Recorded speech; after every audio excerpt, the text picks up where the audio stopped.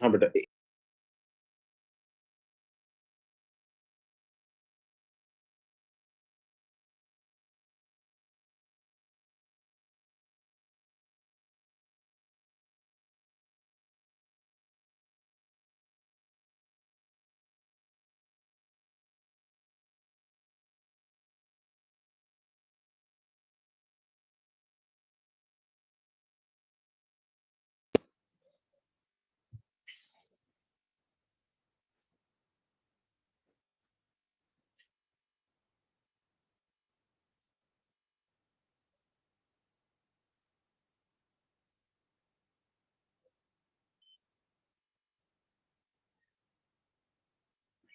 देखिए बेटा, तो ये हमारा पिछले क्लास की बात थी। अब हम आगे चलते हैं और बात करते हैं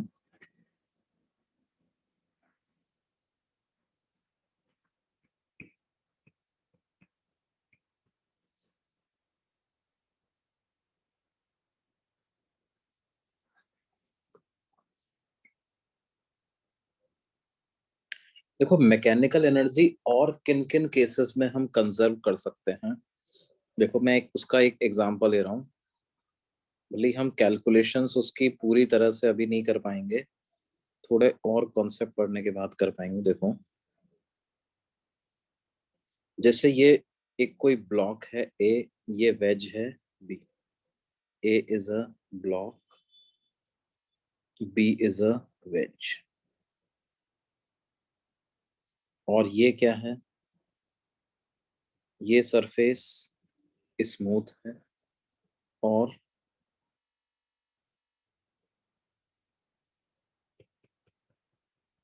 ये सरफेस भी स्मूथ।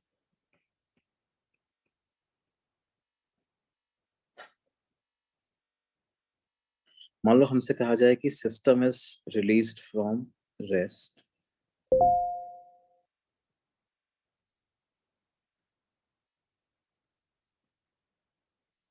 अब हमें बताना है which of the given options is correct.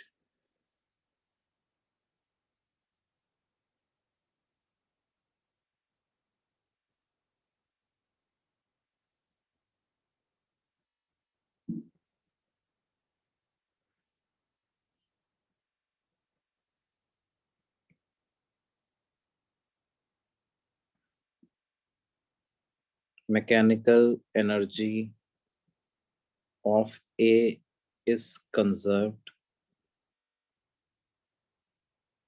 Mechanical energy of B is conserved.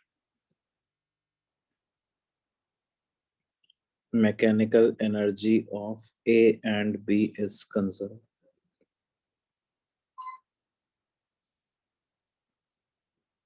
None of the above. Sir option C ना।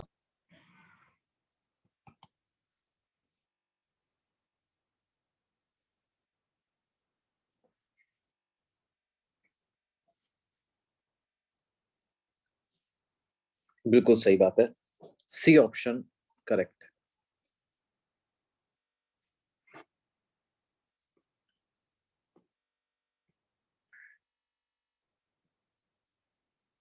अच्छा, आप एक एक करके चलते हैं। ए ऑप्शन गलत क्यों है? बस why A option is wrong?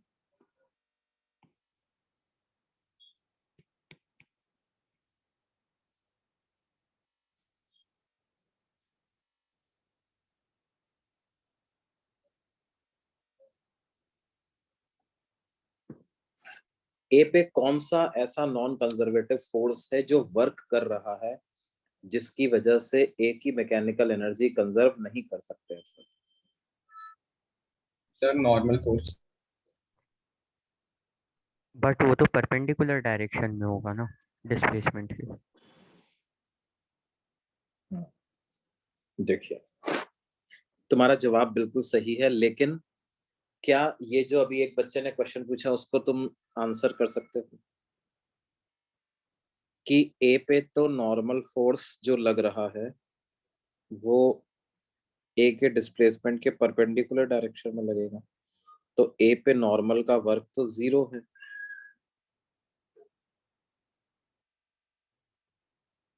तो जब ए पे नॉर्मल का वर्क 0 है, इसका मतलब ए पे सिर्फ ग्रेविटेशनल फोर्स ही वर्क कर रहा है, तो ए की मैकेनिकल एनर्जी भी कंजर्व कर सकते हैं।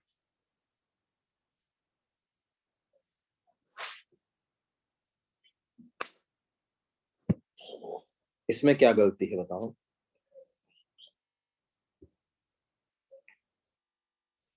कोई बता सकता है? सर हो सकता है इसके वजह से ब्लॉक जो वेज है वो भी पीछे की तरफ मूव होगा इसके वजह से।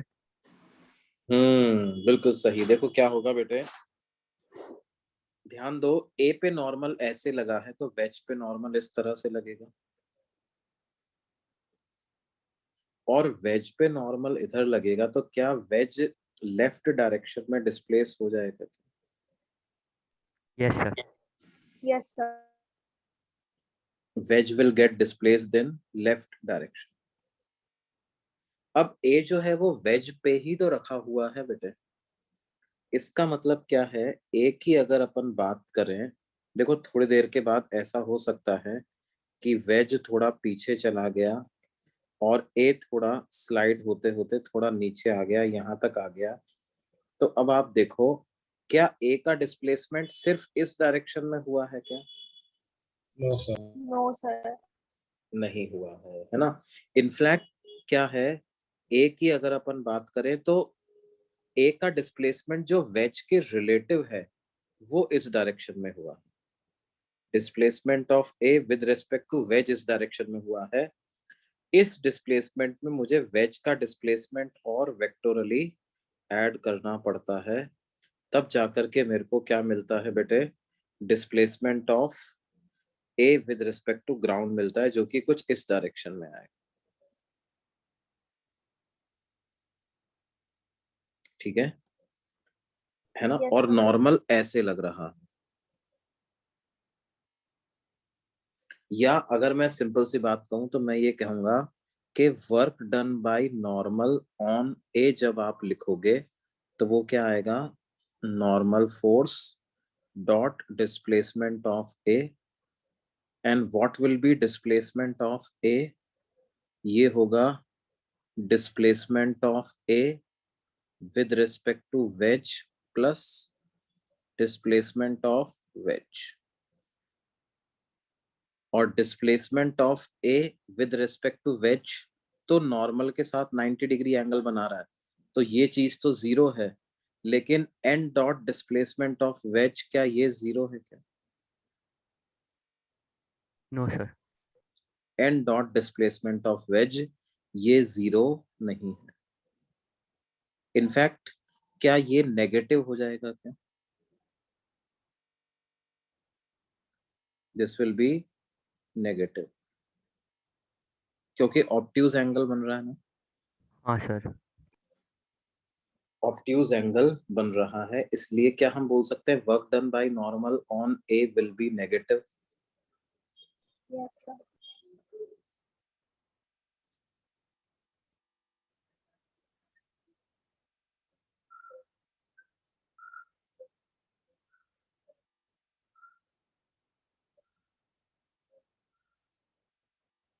Work done by normal on A will be negative.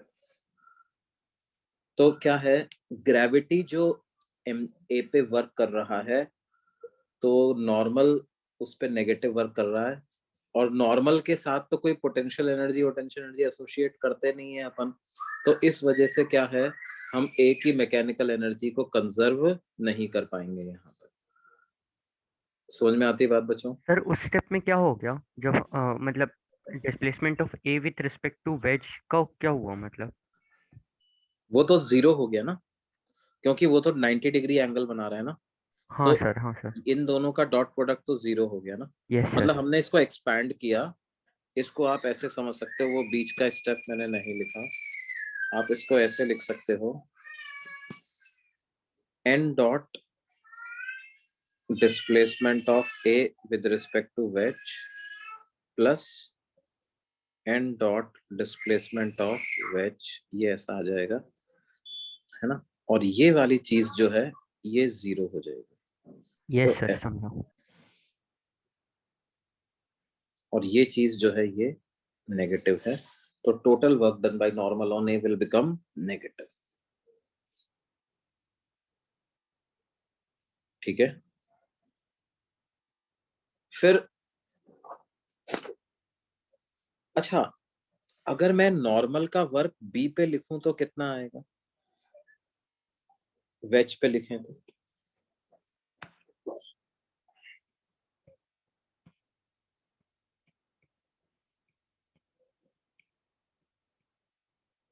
Sir वो पॉजिटिव आएगा। वो पॉजिटिव आएगा। देखो, अगर ए पे नॉर्मल को आप एन वेक्टर लिख रहे हो तो वेज पे जो नॉर्मल लगेगा वो माइनस एन वेक्टर हो जाएगा क्या? हाँ सर। अगर इस फोर्स को मैं बोल रहा हूं एन वेक्टर, तो क्या ये जो फोर्स होगा वो माइनस एन वेक्टर हो जाएगा? Yes, sir. ये जो फोर्स हो जाएगा वो माइनस एन वेक्टर हो जाएगा। तो work done by normal force on B अगर मुझे लिखना है तो क्या उसको minus N vector into displacement of wedge ऐसा लिख सकता हूँ, डॉट डिस्प्लेसमेंट ऑफ वेज।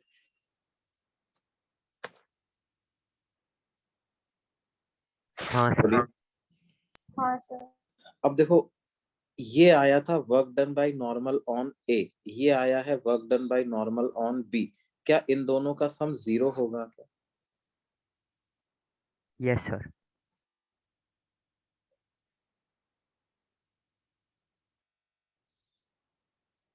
क्या इन दोनों का सम 0 होगा कि नहीं होगा? हाँ सर, होगा। इन दोनों का सम जो आएगा वो 0। क्या ये बात समझ में आ गई? Yes, sir. अब क्योंकि नॉर्मल का वर्क दोनों पे मिलाकर के 0 आ रहा है, implies if we consider A and B as one system,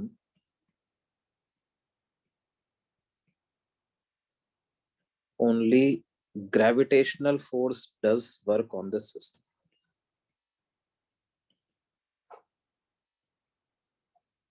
Only gravitational force does work on this system. ये बात समझ में आती है?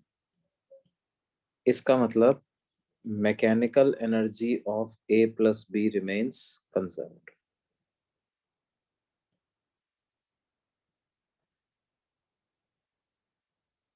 क्योंकि देखो, और कौन सा फोर्स वर्क कर लेता, ए और बी को अगर सिस्टम माने तो ए कौन कौन से फोर्स हैं, m g on A, m g on B, normal on A by B, normal on B by A, normal on B by ground surface. क्या यही फोर्स लग रहे हैं कि और भी कोई फोर्स लग रहा है? इतना ही है sir. M g on A, m g on B, normal on A by B, normal on B by A, normal on B by ground surface. इसका वर्क, ये वर्क नॉन जीरो है।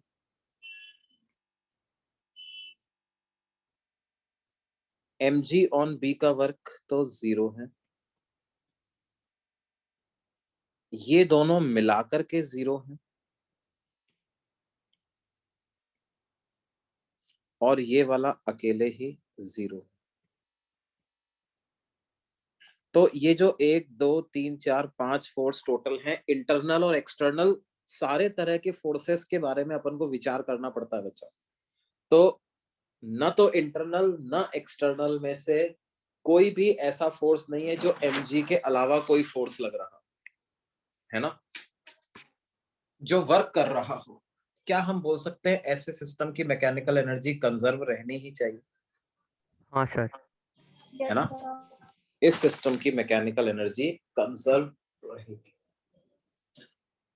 सर हम उस इक्वेशन से ऐसा भी बोल सकते हैं ना कि work done by normal on A plus work done by normal on B is equal to 0 है, तो work done by all the non conservative forces is 0 sir. तो यस उससे मैकेनिकल एनर्जी कांस्टेंट रहेगी। यस यस यस, बिल्कुल।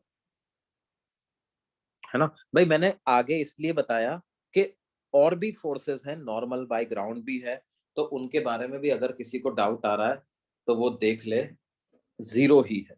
सिर्फ gravitational force on ए के अलावा और कोई फोर्स वर्क ही नहीं कर रहा। यस सर, समझा।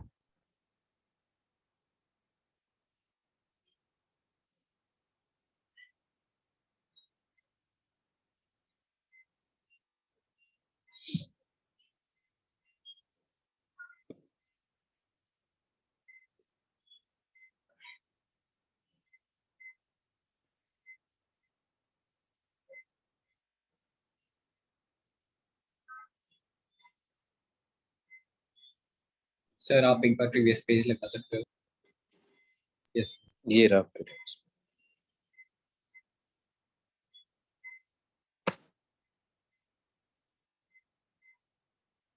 इसके पहले वाले की बात कर रहे हो क्या तुम, कि यही वाला?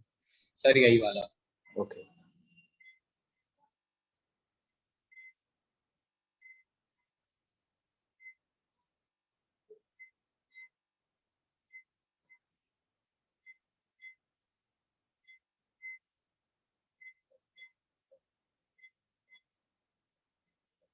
Yes sir.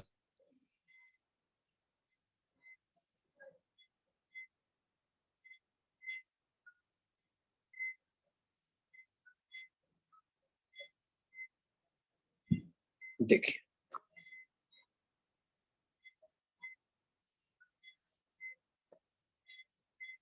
अच्छा इसी क्वेश्चन को अगर मैं इस तरह से चेंज कर देता,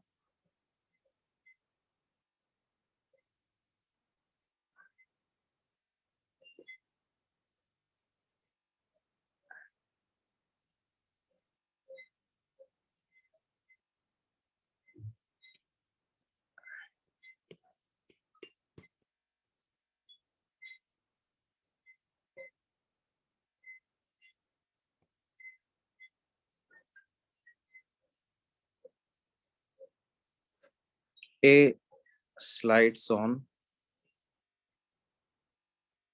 B, है ना,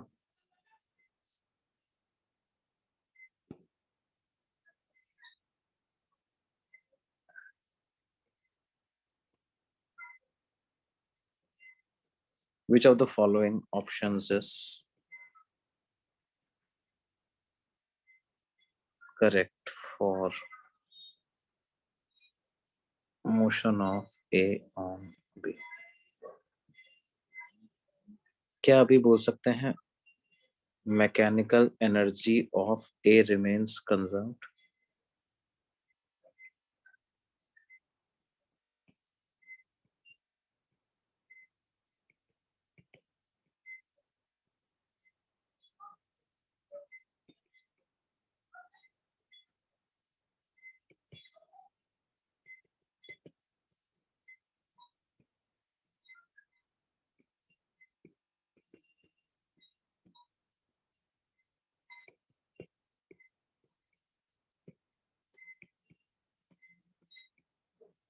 ये बताइए भाई। D none of these. कौन सा सही होगा?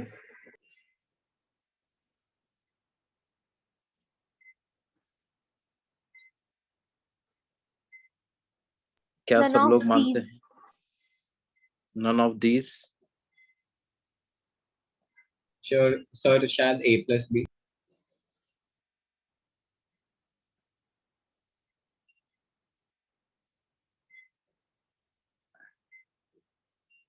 सब लोग हैं ना भाई लेक्चर में? Yes, sir. Yes sir. Yes, sir. sir. Hmm. Good good good. Lakshit, Lakshit are you there? Yes, sir. Okay बेटा, क्या लगता है तुम्हें? Sir, C Con- option. C option, A और बी का कंजर्व रहेगा? हाँ sir. ओके, सर बी वाला। Pranav, Pranav Desai, Yes, sir. क्या क्या लगता है बेटे? The C option. C option लगता है।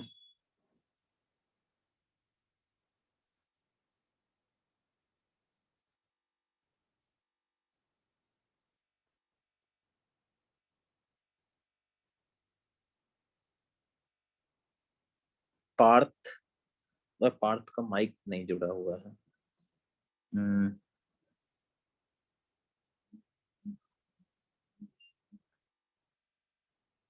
गर्वित, Yes, क्या sir. लगता है? क्या लगता सर है? बी, सर बी वाला। बी वाला लगता है करेक्ट होगा। बी क्या है यार, मेरे को खुद को देखना पड़ेगा। What is B? Sir mechanical energy of B remains conserve. Mechanical energy of B remains conserve.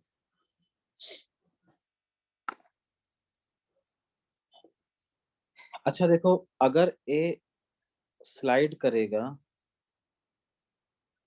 तो सर तो वो रफ है तो फ्रिक्शन की वजह से एनर्जी लॉस तो होता काइनेटिक फ्रिक्शन लगेगा ना बेटे? Sir, दोनों पे लगेगा, Yes, A sir. और B दोनों पे. दोनों पे लगेगा, है ना? ए Yes, और sir. बी दोनों पे लगेगा। तो क्या है, तो क्या होगा बेटे कि ए और बी दोनों पे लगेगा, तो इसका मतलब क्या है? लेकिन हमें ये पता है कि काइनेटिक फ्रिक्शन का किसी भी सिस्टम पे टोटल वर्क हमेशा नेगेटिव ही होता है, हाँ सर। Yes, sir. है ना? तो इसका मतलब वो पूरे सिस्टम की मैकेनिकल एनर्जी को कम ही कर देता है हमेशा ना? इस केस में क्या होगा?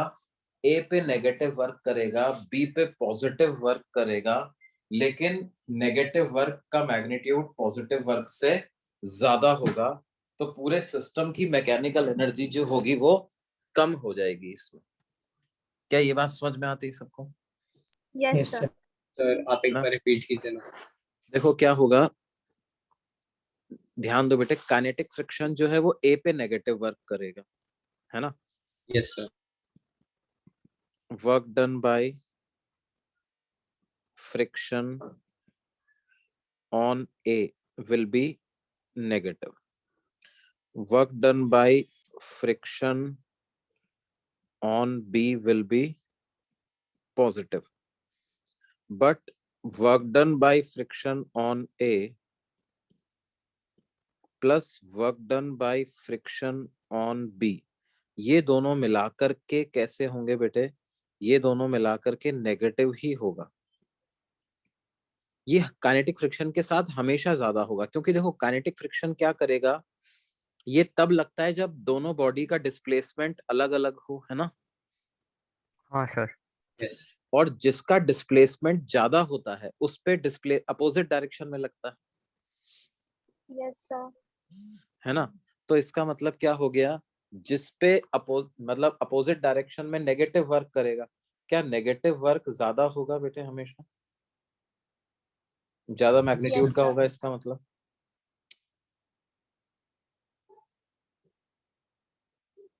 सर एक बार ये फिर से समझाइए ना, ये लास्ट वाला। देखो मैं तुम्हें एक दूसरे एग्जांपल के थ्रू समझाता हूँ। जैसे मान लो क्या है, ये दो ऑब्जेक्ट हैं, है ना? ये एक प्लैंक है और ये प्लैंक तो स्मूथ सरफेस पे रखा हुआ है, और ये ब्लॉक है, ये ब्लॉक प्लैंक पे रखा हुआ है ना? मान लो प्लैंक स्लाइड कर रहा है 2 मीटर पर सेकंड की वेलोसिटी से किसी इंस्टेंट पे, और ब्लॉक की वेलोसिटी है लेट्स से 5 मीटर पर सेकंड। तो अब बताओ, क्या इन दोनों के बीच में काइनेटिक फ्रिक्शन लगेगा कि नहीं? हाँ सर। Yes, sir. ए पे किधर लगेगा? पीछे की तरफ। पीछे की तरफ। बी पे किधर लगेगा? आगे की तरफ। आगे की तरफ। दोनों पे बराबर मैग्नीट्यूड का लगेगा। हाँ सर। ए पे वर्क कितना करेगा? -F into displacement of A. Yes sir. और बी पे कितना वर्क करेगा? F into displacement of displacement of B. B. Yes sir. अच्छा, डिस्प्लेसमेंट किसका ज्यादा है, ए का या बी का? हाँ सर, ए का A. ज्यादा है। ए का ज्यादा है। तो क्या हम बोल सकते हैं कि work done on A, work done by friction on A plus work done by friction on B is always negative? हाँ Yes, सर। sir.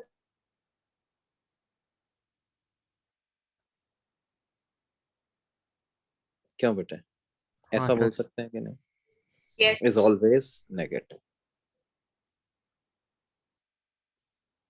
हाँ सर, और सर और ये ये हमेशा ये वैलिड होगा। हमेशा होगा, ये हमेशा वैलिड होगा। This will always be true, है ना। काइनेटिक फ्रिक्शन का work on system will always be negative. क्योंकि देखो आप सोचो ना, बेसिक नेचर यही तो है। काइनेटिक फ्रिक्शन क्या कब लगता है? जब वेलोसिटीज अलग अलग हों, है ना। हाँ सर। जिसकी वेलोसिटी ज्यादा होती है उस पे पीछे लगता है, जिसकी वेलोसिटी कम होती है उस पे आगे लगता है। यस सर, सर समझ गया। समझ गया ना।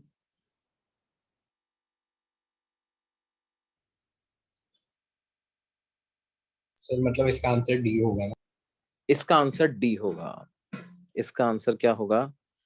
It's answer will be D बच्चा। क्या बच्चों सबको क्लियर है अभी? Yes sir. Yes sir.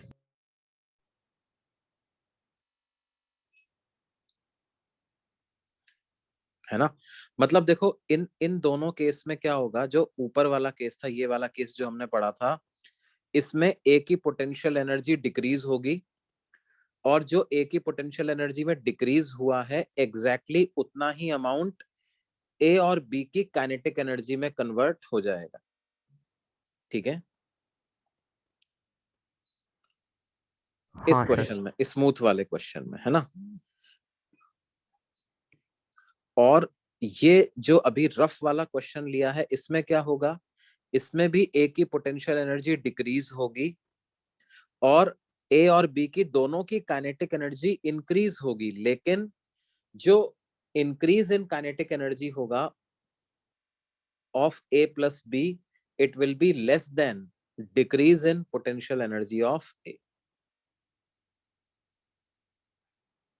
ये बात समझ में आती है? Yes, sir.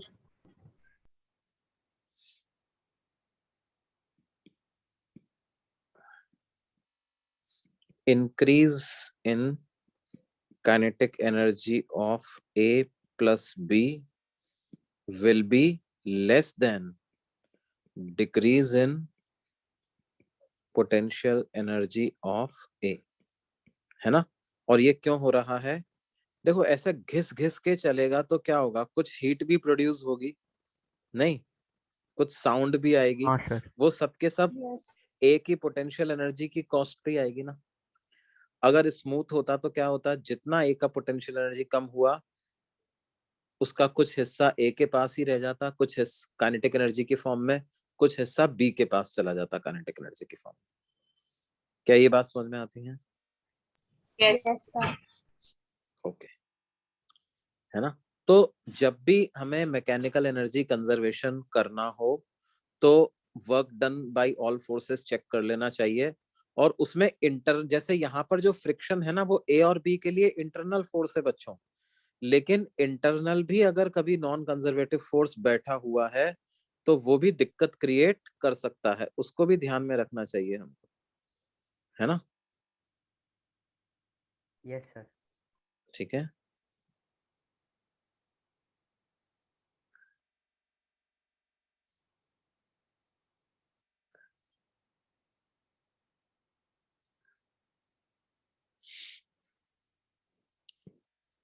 Done sir. Okay बेटे, तो ये हमारा मैकेनिकल एनर्जी। तो इसमें देखो हमें कुछ एक बातें ध्यान रखनी चाहिए कि जब हम दो या उससे ज्यादा ऑब्जेक्ट्स को एक सिस्टम मानते हैं और उनमें कभी नॉर्मल एक दूसरे के बीच में लगा रहे हैं, तो internal normal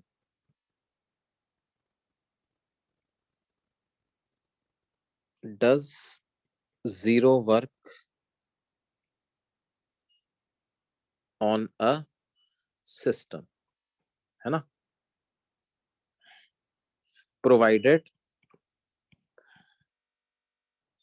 collision is not taking place.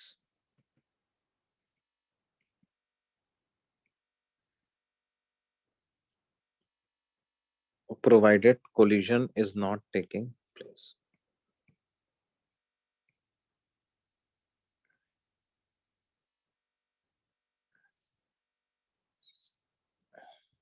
दूसरा क्या है, जैसे नॉर्मल के बारे में हमने कहा उसी तरह से हम इंटरनल टेंशन फोर्स के बारे में बोल सकते हैं। Internal tension force on a system also does a zero work on a system, provided jerk is not involved। एक झटके से आप रस्सी को अगर नहीं खींच रहे हो तो वो इंटरनल टेंशन का वर्क भी हमेशा क्या रहेगा, जीरो। है ना, मतलब स्मूथ तरीके से मूव कर रहे हैं, है ना, स्टेडी तरीके से अगर सिस्टम मूव कर रहा है तो इंटरनल टेंशन का भी वर्क जीरो रहेगा, भले ही फिर वो कितने भी कॉम्प्लेक्स तरीके से सिस्टम कनेक्टेड हो, है ना। जैसे मान लो कि ये कोई ब्लॉक है, इस ब्लॉक से ये रस्सी जुड़ी हुई है, पुली है, पुली से होकर के ऐसे जा रही है, फिर एक और पुली है उससे होकर के ऐसे जा रही है, फिर यहाँ पर एक किसी छत से बंधा हुआ है ना, और उसके बाद क्या है, ये ऐसा है,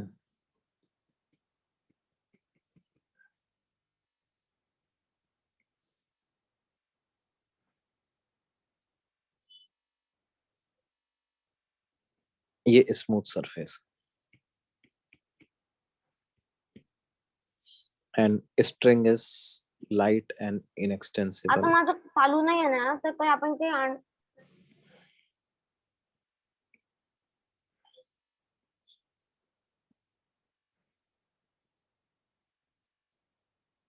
string is light and inextensible।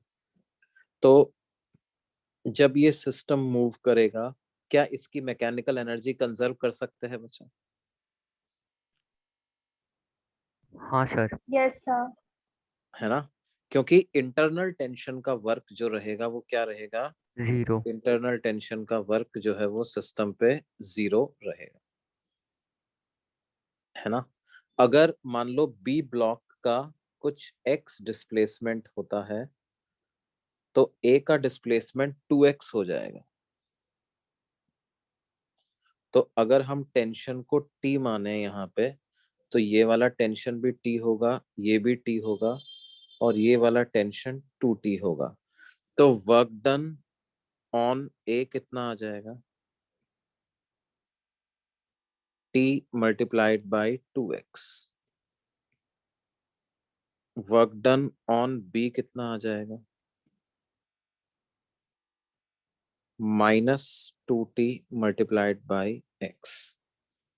क्या दोनों पे मिलाकर के टेंशन का वर्क जीरो हो रहा, हाँ सर। है ना। तो हम लिख सकते हैं mechanical energy of A plus B will remain conserve.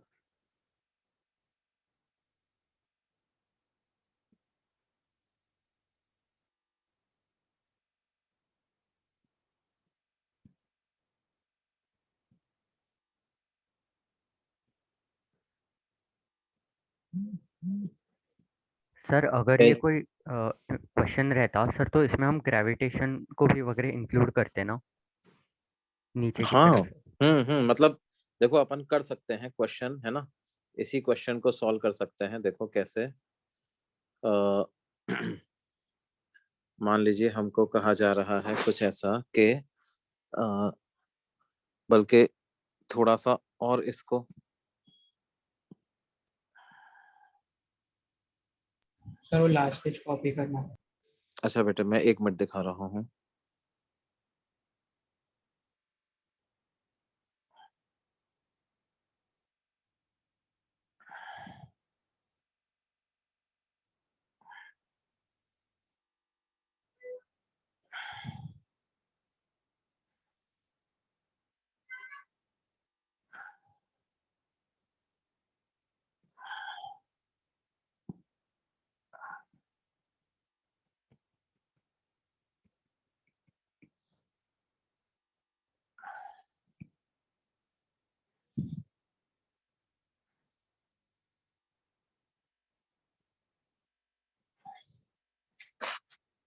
ये 2 ब्लॉक हैं, दोनों का मास मान लेते हैं m है।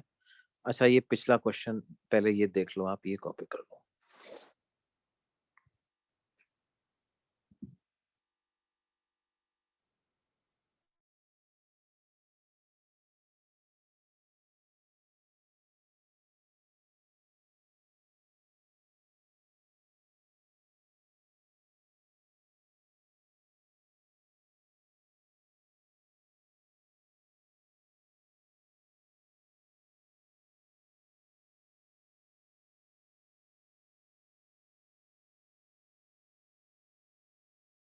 Done sir.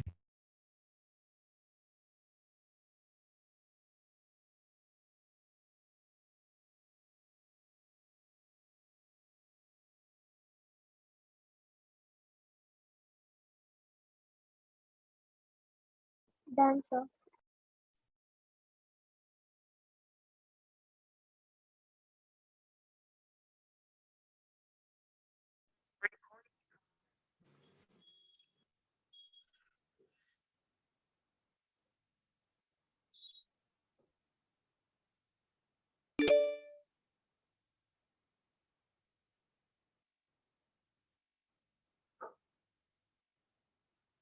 हाँ बेटे आवाज आ रही है मेरी? यस हाँ वो थोड़ा सा जस्ट 1 मिनट के लिए लाइट स्विच ऑफ बंद हुई थी।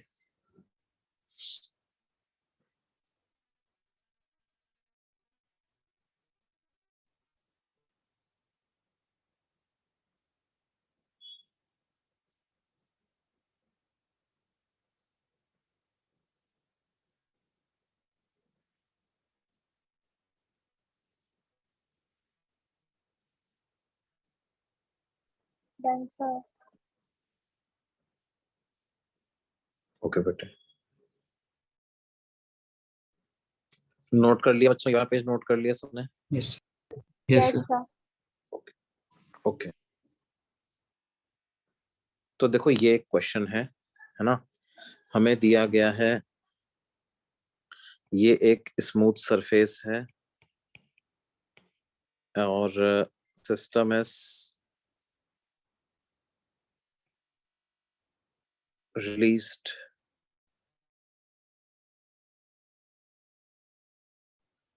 rest.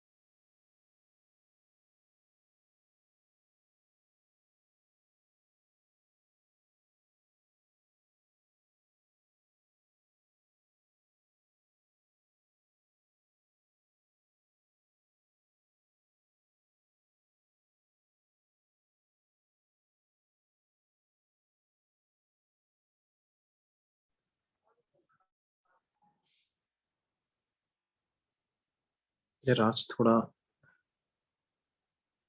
पता नहीं कनेक्शन अनस्टेबल हो रहा है बार बार। चलो ठीक है, देखो क्या है। System is released from rest. Find the speed acquired by B by the time it descends down a height h. BH height नीचे आता है तो कितनी स्पीड ये अक्वायर कर लेगा। अब एक बात बताओ बच्चों, क्या अकेले बी पर मैकेनिकल एनर्जी कंजर्वेशन लगा सकते हैं क्या?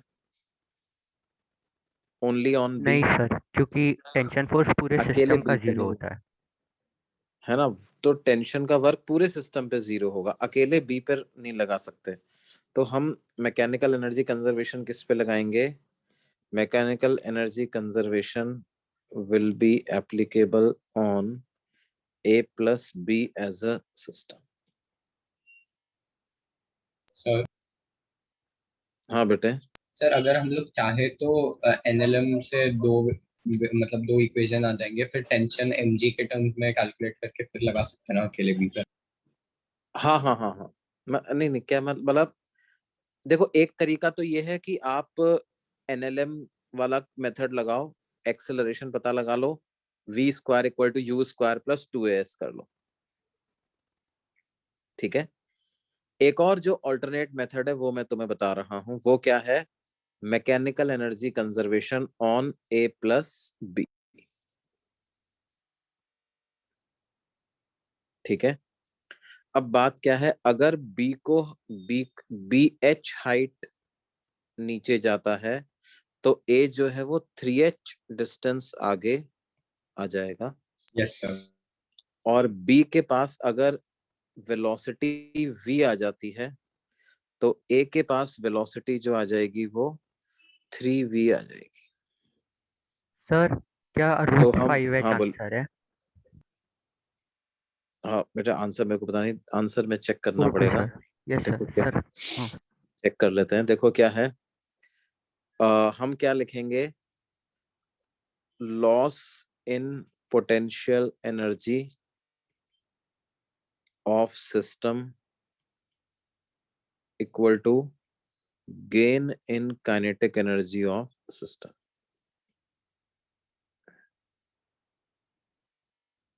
अब लॉस इन पोटेंशियल एनर्जी कैसे लिखोगे? क्या इसको mgh ऐसा लिख सकते हैं क्या? पोटेंशियल एनर्जी में तो लॉस सिर्फ बी के ही हो रहा है ना, ए के तो ना लॉस हो रहा है ना गेन हो रहा है पोटेंशियल एनर्जी का, यस सर। है ना। Gain in kinetic energy of system कितना होगा?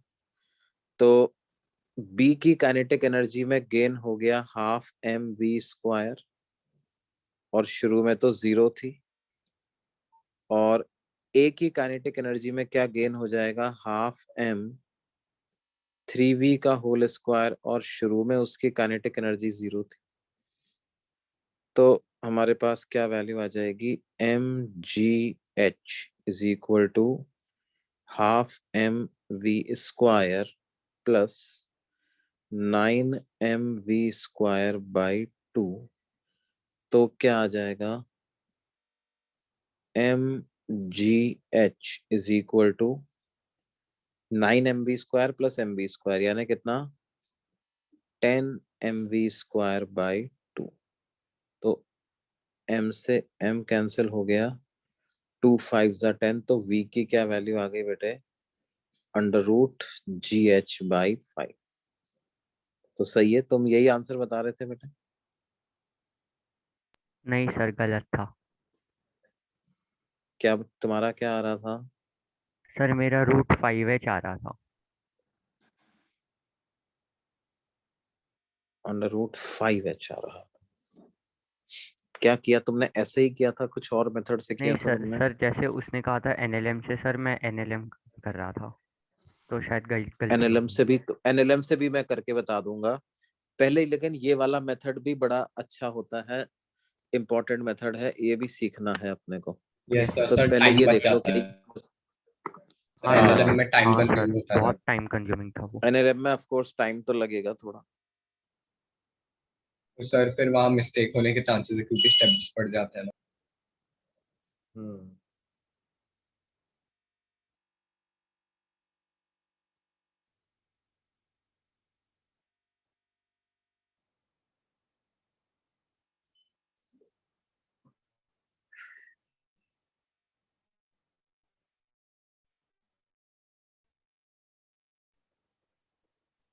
Done, sir.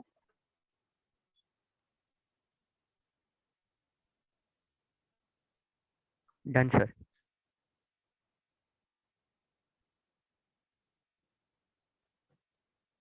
डन बेटे। Yes, sir.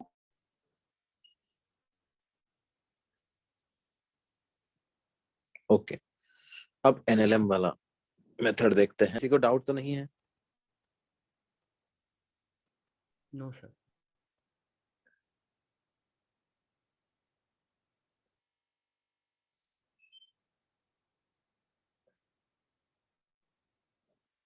ओके बच्चों,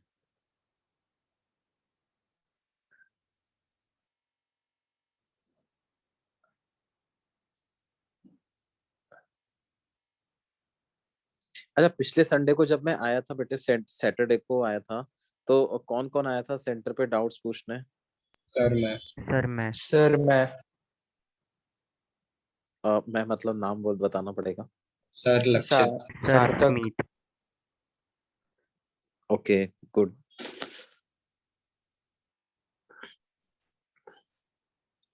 तो बच्चों अभी क्या है,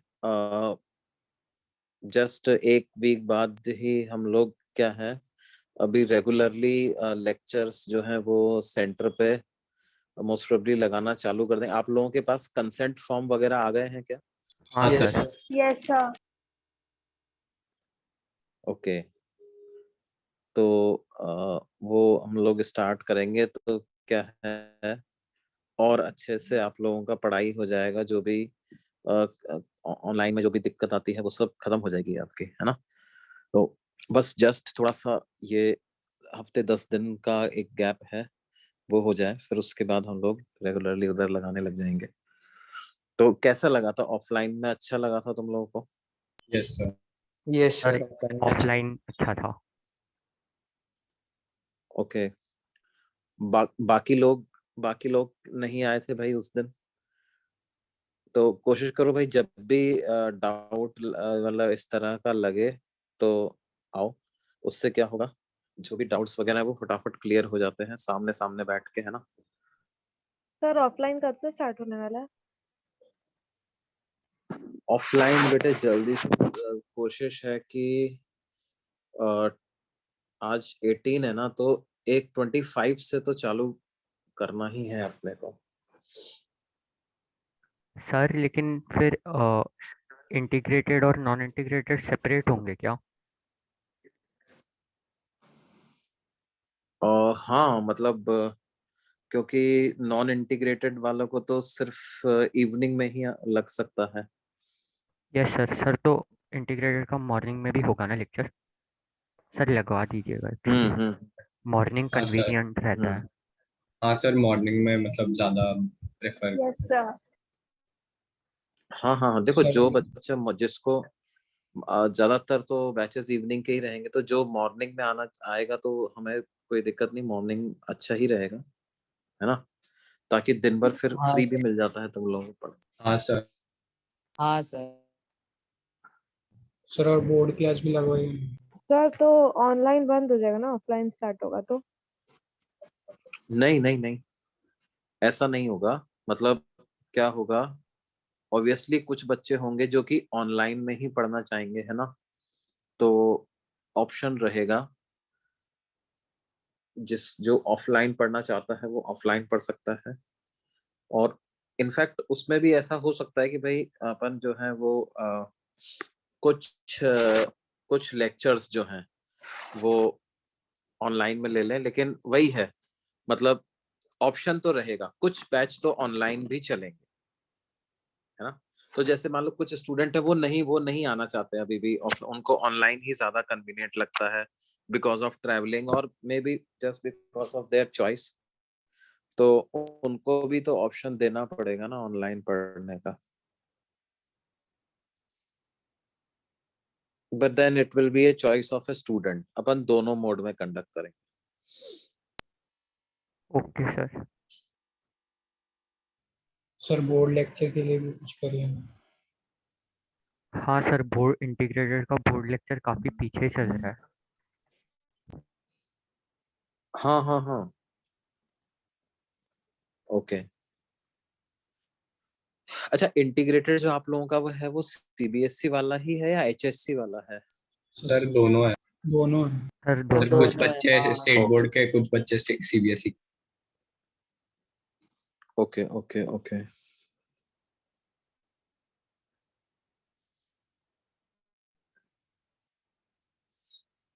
ठीक बेटा, उसका भी मैं लगवा देता हूँ।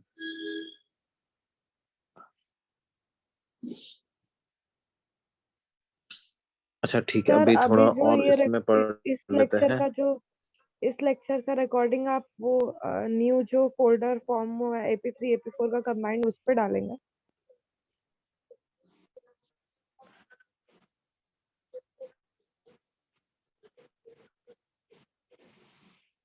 हाँ,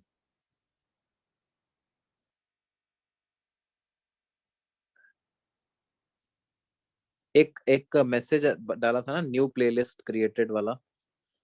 हाँ सर वही है, हाँ उस पे ही सर। आए। हाँ, उसी पे ही आएगा। तो देखो बच्चों, जैसे कि कुछ लोग बात कर रहे थे एनएलएम वाला मेथड, इससे कैसे करेंगे इसको, है ना?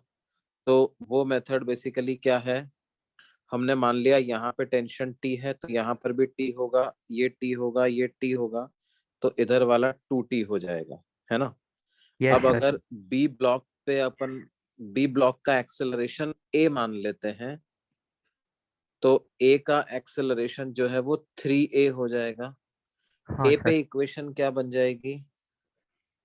ए पे इक्वेशन बन T जाएगी is equal T two is 3ma। Equal to mass into 3A। एक इक्वेशन ये बन जाएगी। और बी पे क्या इक्वेशन बन जाएगी? mg-3t इक्वल टू उसका mass multiplied by acceleration a। ये तो इक्वेशन नंबर 2 हो जाएगी।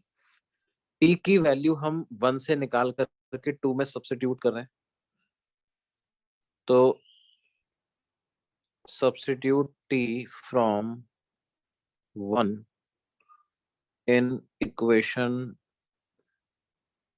2, तो क्या हो जाएगा? t इज 3ma, तो mg-3 into 3ma is equal to ma, यानी mg किसके बराबर है? ma प्लस 9ma, मतलब 10ma।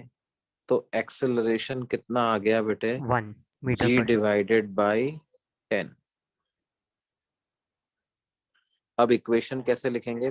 v square equal to u square plus 2as। तो u तो 0 है, 2 एक्सेलरेशन को g/10 लिख दीजिए, s h है, तो v की वैल्यू क्या? √gh/5 आ जाएगी बच्चों, हाँ सर आ रही है, अब मिस्टेक पता चल गई। है ना? ये √gh/5 ऐसा आ जाएगा।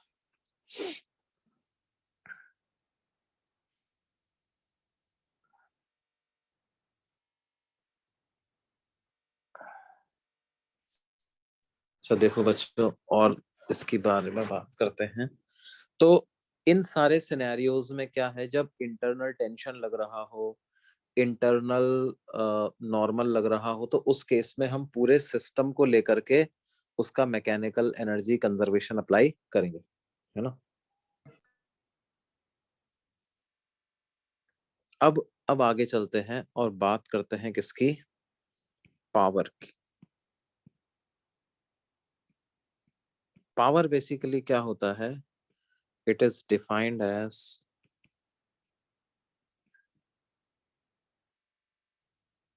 rate of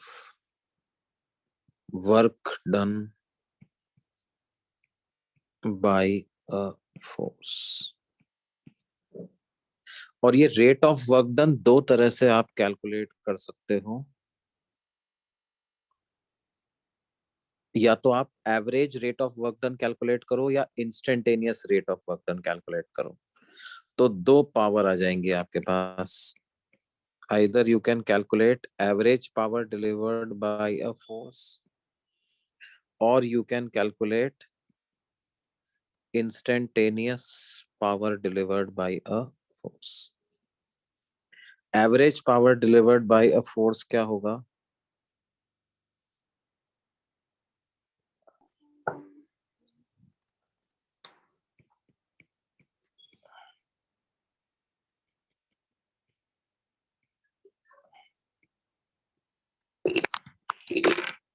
Force is average rate of work done by that force.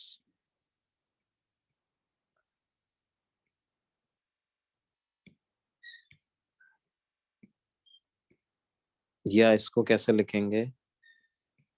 Work done divided by time taken. और इंस्टेंटेनियस पावर क्या होगा? It is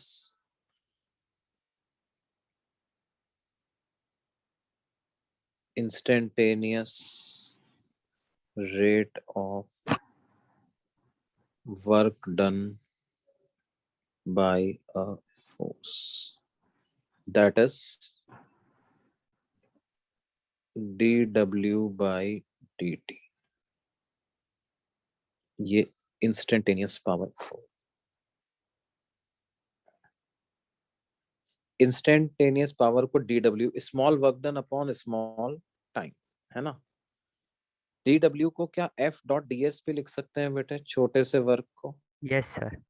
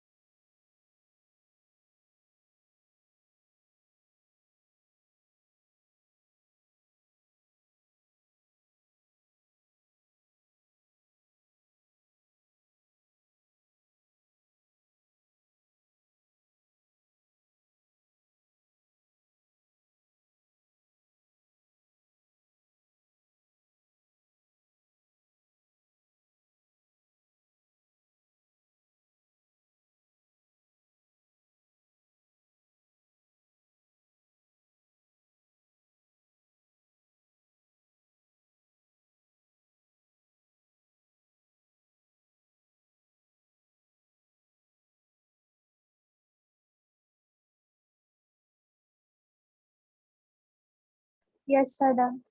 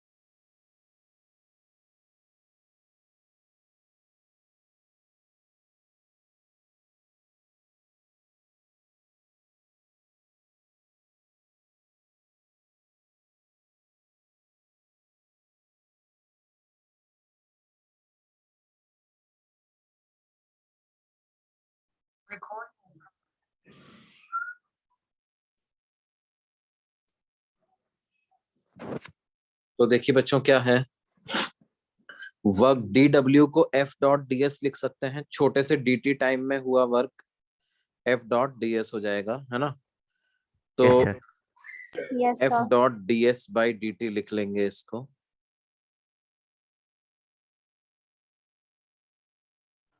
ds by dt को वेलोसिटी लिख सकते हैं।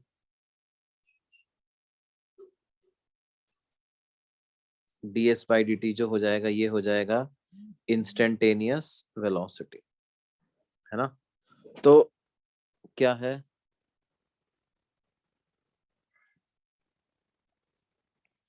f dot v basically instantaneous velocity, instantaneous work का formula हो जाएगा, है ना। हाँ सर। ठीक है। वर्क एक स्केलर क्वांटिटी है, sorry, power is a scalar quantity, work तो स्केलर क्वांटिटी है ही सही, power is also a scalar quantity.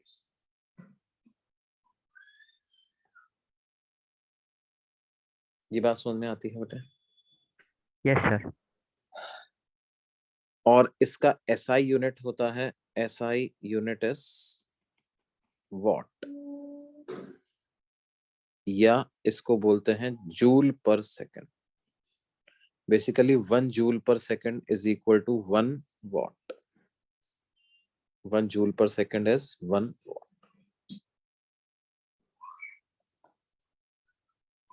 ठीक है, ठीक है बच्चों, बाकी जो है वो इसका अगली क्लास में अपन कंटिन्यू करेंगे, है ना? Okay sir.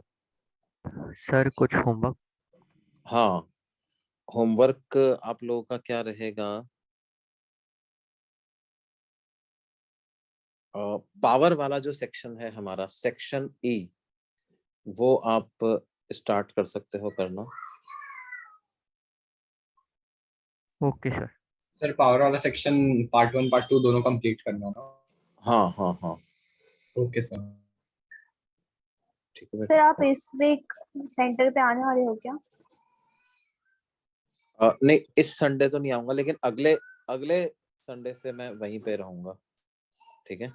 Okay sir. Sir आप नोट्स भेज दीजिएगा। हाँ बेटे, एंड सर कल का लेक्चर अपलोड नहीं हुआ था, मतलब वो पहले कर दिया YouTube था पे। लेकिन। हाँ सर ओके फिर। ओके। सर ग्रुप पे नोट्स भी सर नहीं दिख रहे हैं। देखो मैं तुम्हारे सामने ही भेज रहा हूँ।